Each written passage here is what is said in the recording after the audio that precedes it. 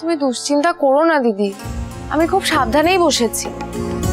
আর তুমি যে উঠে যেতে বলছো, এই সিংহদুয়ারে এইটুকু আলপনা দেবো না বলো? গাজন উৎসবে নিজে হাতে কিছুই করবো না?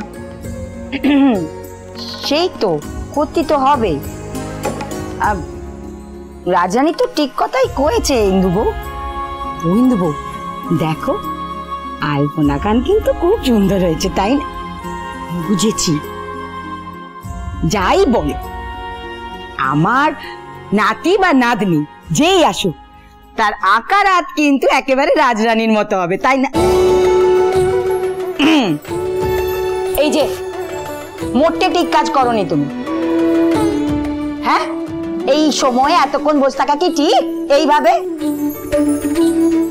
কি বলি বলুন এই মা ঠাকরে না, মা তু দাসী থাকতে রাজরানী নিচে বইয়া, সি সি সি সি সি সি।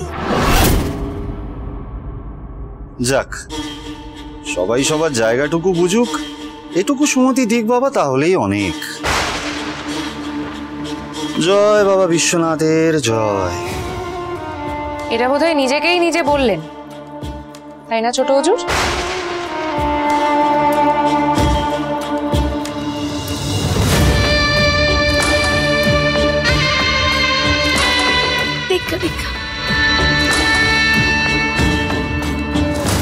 তা কোথা থেকে ফিরছেন?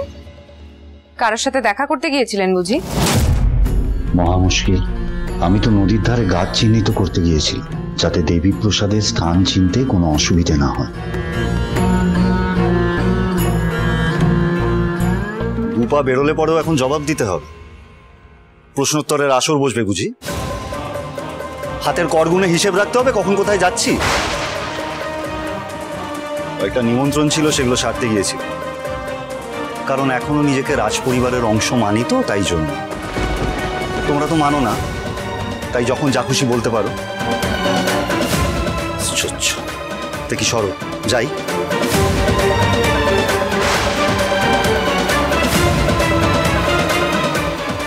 ছোট হুজুর হঠাৎ করেই যেন কেমন অন্যরকম ভাবে কথা বলছেন।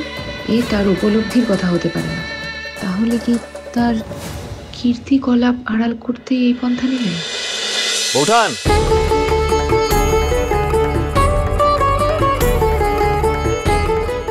বৌঠান, বাজার হাট সব এসে গিয়েছে। না না, বাজার অবধি যেতে হয়নি, পথেই প্রজাদের সঙ্গে দেখা হলো। তারা তাদের ক্ষেতে সব ফসল নিয়ে আসছে। হাজার হোক, তাদের রাজরানীর গাজন উৎসব বলে কথা, শিব ঠাকুরের প্রতিষ্ঠা হবে, তারাই নাকি সব দেবে।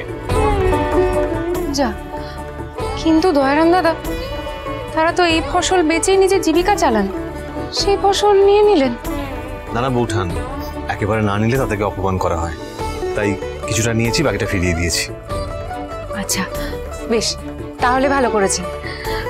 আচ্ছা, আনাজ সব রাখা হয়েছে তো? আর অনেকটা করে আনাজ এনেছেন তো? ভোগ না খাইয়ে কাউকে পাঠাবো না। দিদি, মা, আপনারা বরং একবার হেসেলে গিয়ে দেখবেন, আমি এক্ষুনি আসছি। তাইলে আনাজপাতি কাইটা ফেলি? না মা তো দিদি, এই গাজন উৎসবের সমস্ত রান্না তা আমি একা করব। রাজরাজেশ্বরী রানী ভবানী প্রতিদিন রাত 8:30টায় স্টার জলসায় ও জিও হটস্টারে।